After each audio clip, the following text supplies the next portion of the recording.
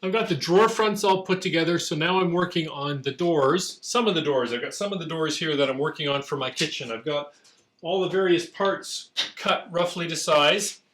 The rails and stiles on my doors are going to be 2.5 inches wide, so that's how I have all the stock prepared, and I have it all sorted here. 2 stiles, 2 rails for each door. This particular door is for a 15 by 40 upper cabinet. So the stiles are 39 7/8 inches long, and the door width is 14 7/8. Now, since I have 2.5 inch stock, that means the rail is 9 7/8 long.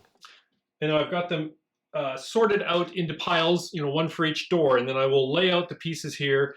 And then I want to work on the layout before I work on the joinery. So I'm going to work on what's the good face that I want on the front, and how I want to work out the grains. And let me bring you in closer. I always really try to work hard on grain patterns and so on.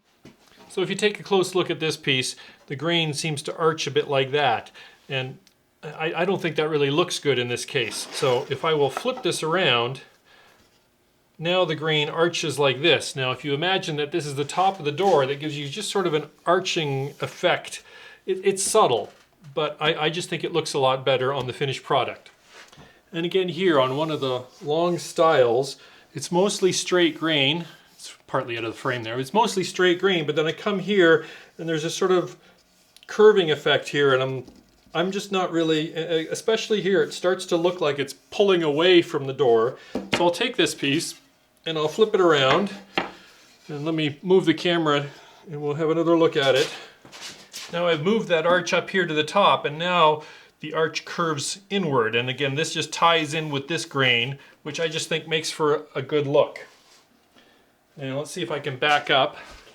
This is a pretty tall door, so I'm not sure how well it all fits that you can see the details, and right now the cherry is looking pretty pale because it's got no finish on it. But yeah, in this piece I've got fairly nice straight grain. I've got a fairly, across the bottom again, I keep the curving towards the inside. This is entirely out of my head. I mean, I don't remember if I've ever seen this in a book on style, but to me I just want to try to make sure the grain is unified. So now I've got the whole thing the way I want it, and I'm going to take a pencil, and I'm going to mark these pieces so that they will stay together as it works through the joinery process. And also I'm going to be using dowels, so I need to mark the pieces so that I need to mark the pieces for the dowel jig so that I know what goes with what.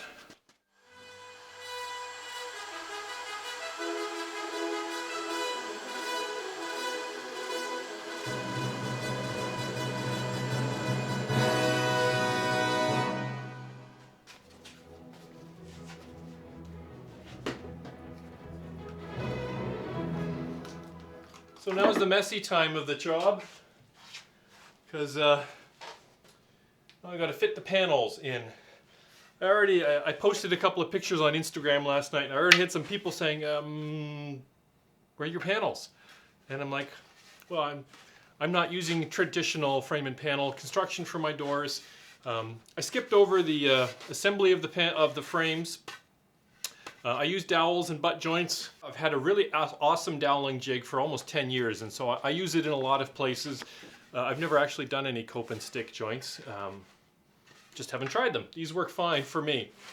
Anyways, I'm doing a frame and panel where I'm using a plywood panel. I'm not using a solid wood panel, and so I can just fit the panel in a groove in the back, which I am cutting with my router bit. I'm doing it in 2 passes. I've got the first pass done here. And then I will take it down to the full depth of the plywood, and then I will be squaring off the corners, and I can glue in my plywood panel, which will complete my doors. And then I'll be doing a lot of sweeping and vacuuming.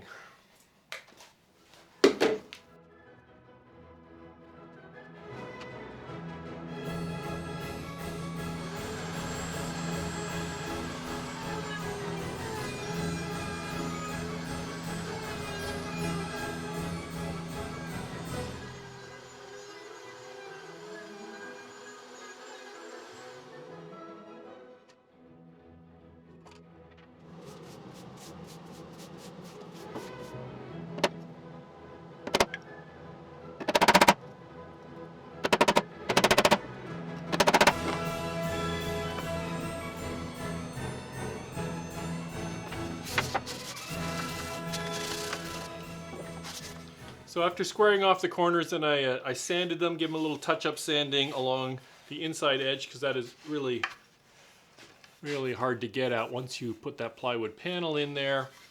And you know, I'll let you in on a little bit of a secret. My router bits aren't the newest.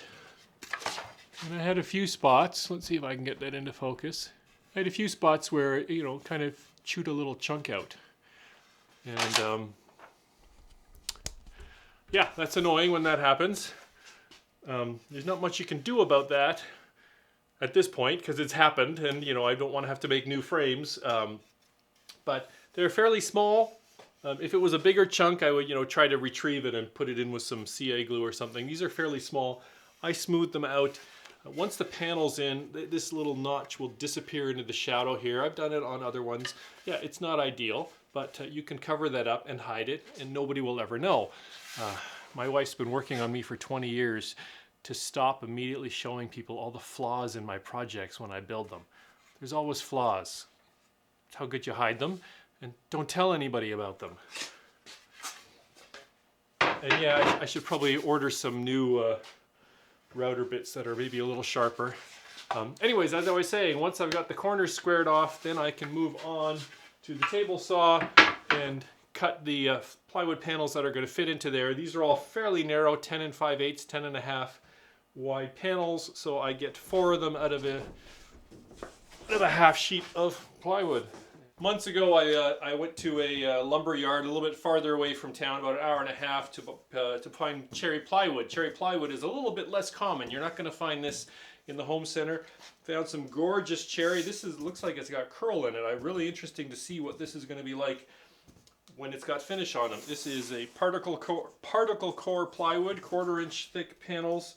I have a minivan, but still doesn't fit 4x8 sheets that well, and most of my doors are 40 inches, which is, you know, going to be about that much, so I could just cross-cut them all into 4x4 sheets right at the lumber yard, and they fit in the van a lot easier, and there's not going to be much waste.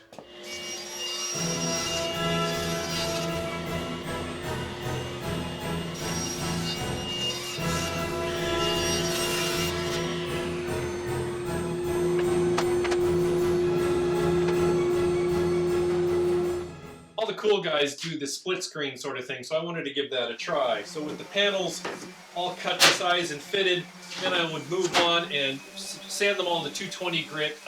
You really want to do the sanding before you do the assembly, because once it's assembled, then you got all those tight corners you got to work with. And once all the panels are sanded, then I can move on to gluing them into place. Gluing them is sufficient. That's what I did with the pantry. With here, to move it along quicker, I'm going to tack them into place with some brads, just to hold it while the glue. It's a lot easier to tack them into place with brads. I got 5/8 brads. I got 3/4 of an inch thick rails and stiles. It's a little bit close for comfort, but by shooting that at a 45-degree angle, I've got lots of wood there, so I don't really have to worry about blowout. After assembling the doors, I added a small chamfer around the outside edge with my trim router.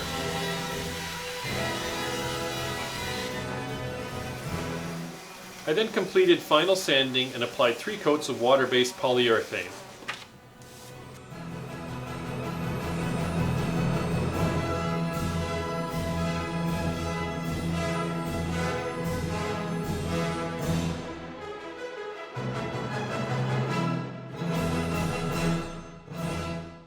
And so that's how I made these shaker style doors for the custom Ikea kitchen build that I'm working on.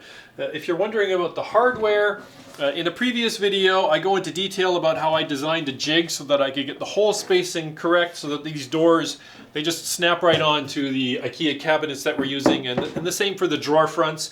You know, I'll put the links in all the usual places. And that's it for this one. As always, thanks for stopping by. You know, check out some of my other videos. And if you feel I've earned it, you know, please subscribe and maybe consider supporting me on Patreon, and we'll see you on the next video.